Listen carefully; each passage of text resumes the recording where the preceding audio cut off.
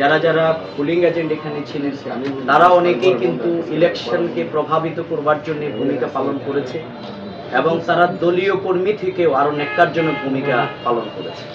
এবং প্রশাসনের কিছু ব্যক্তিবর্গ আমাদের নারী ভোটারদেরকে গিয়ে দানের শীষ হয়ে গেছে, আমরা দানের শীষে ভোট দেবেন, এই জাতীয় ক্যাম্পেইন তারা চালিয়েছে। আমরা তাদের ব্যাপারে আনসারের কিছু এবং পুলিশ প্রশাসনের এবং যারা এজেন্ট ছিলেন দলীয় কর্মীর ভূমিকা পালন করেছে, আমরা প্রত্যেক কেন্দ্র থেকে তাদের সেই তথ্য কালেকশন করে যথাযথ জায়গায় আমরা জমা দেব ইনশাল্লাহ। আমরা আমাদের সমস্যাগুলো এখনো অব্যাহত। আমরা আমাদের জনাব শহীদউদ্দিন চৌধুরী আনি, ওনাকে আমি পরের দিন সকালেই আমি অভিনন্দন জানিয়েছি এবং উনি ফোন ধরেছেন, উনি রিসিভ করেছেন এবং তিনি তার সাথে আমার কথা হয়েছে। আমি বলেছি যে আপনি নির্বাচিত হয়েছেন, সুতরাং আমি আপনাকে অভিনন্দন জানাই। আর সাথে সাথে লক্ষ্মীপুরে যে পরিস্থিতি এখন চলমান, এই পরিস্থিতি রোকবার জন্যে আপনি ভূমিকা পালন করবেন। তিনি বলেছেন যে আমি গত রাত্রে ভাই সবাইকে বলে দিয়েছি।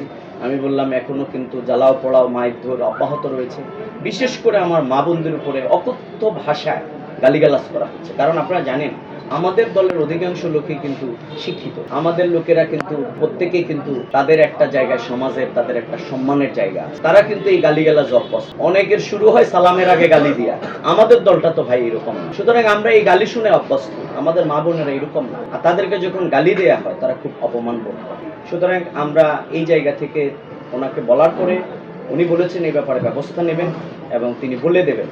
কিন্তু আমরা এখনো ফোন পাচ্ছি প্রতিনিয়ত ঘটনা ঘটছে। আজকে সকালেও ঘর পুড়িয়ে দেওয়া হয়েছে, অর্থাৎ লক্ষ্মীপুরে এগুলো এখনো বন্ধ হয়নি। আমরা প্রশাসনকে দাবি জানাবো, আমি একটু আগে সেনাবাহিনীর সাথে কথা বলেছি যে তাদেরকেও আমরা ধন্যবাদ জানিয়েছি।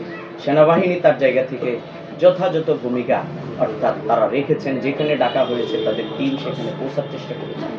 পুলিশ প্রশাসনকে আমরা বলেছি আমরা আজকে যারা নির্বাচিত হয়েছেন তারা কিন্তু সরকার হয়েছেন, সরকার হয়তো গঠন করবেন, কিন্তু আমরা কিন্তু বিরোধী দল এবং বাংলাদেশের ইতিহাসে সবচেয়ে বেশি সমর্থন নিয়ে বিরোধী দল। সুতরাং গণতন্ত্রের ডেমোক্রেসির বিউটিটা হচ্ছে যে বিরোধী দলও কিন্তু সরকারের গুরুত্বপূর্ণ একটা পার্ট। সেই পার্টটাকে যদি অবরুদ্ধ করে দেয়া হয়, তাদেরকে যদি আবার দমন নিপীড়ন চালানো হয়, তাহলে গণতন্ত্র আজকে যেভাবে এগিয়ে যাওয়ার জন্য সবাই আমরা অগ্রসর হচ্ছি সেটা বাধাগ্রস্ত হবে। আমরা আপনাদের মাধ্যমে আবারও আবেদন জানাতে চাই যে জ্বালাও পড়া বন্ধ করতে হবে।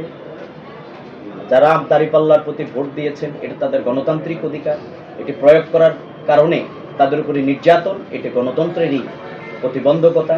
যে স্বামী তার স্ত্রী পাল্লা মার্কায় ভোট দেওয়ার কারণে তার উপরে নিপীড়ন করে, এটি স্বামী হিসাবে অন্য কিছুর ব্যাপারে করতে পারেন, ভোটের ব্যাপারে করতে পারেন না।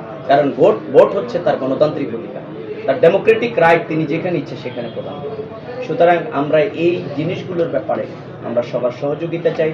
আপনারা আমাদেরকে নির্বাচনকালীন গোটা এই জার্নিতে লক্ষ্মীপুরের সাংবাদিক ভাইরা আমাদেরকে ব্যাপক সহযোগিতা করেছে।